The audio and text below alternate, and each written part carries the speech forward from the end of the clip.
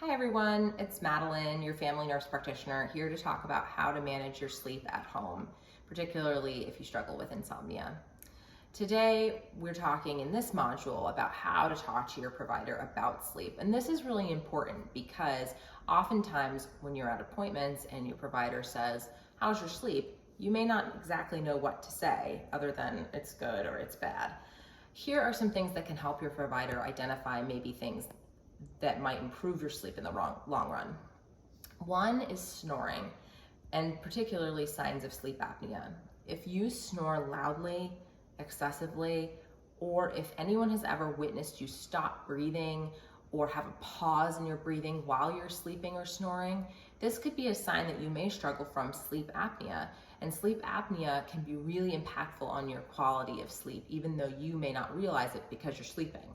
So if any of those apply to you, please let your provider know. Another thing are periodic limb movements and restless leg.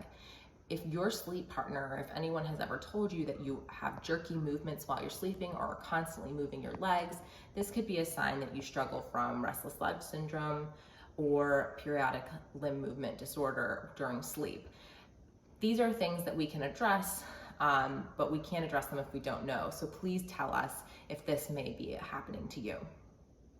It's also really important to keep a sleep journal if sleeping is a problem for you. This means recording the time you go to sleep, or rather the time you get in bed, the time you fall asleep, the time you get out of bed and wake up.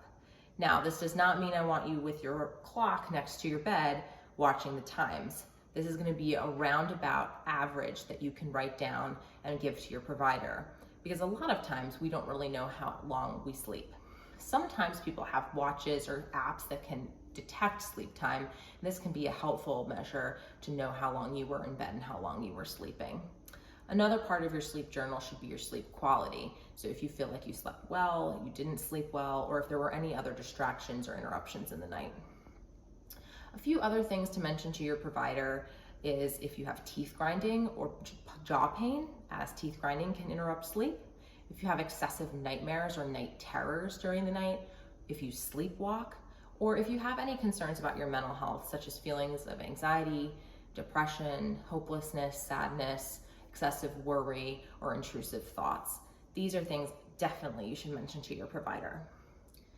In our next two segments, we're going to talk about cognitive and behavioral ways to help you improve your sleep. So I hope you'll join me for these very important modules, and we will learn something new together.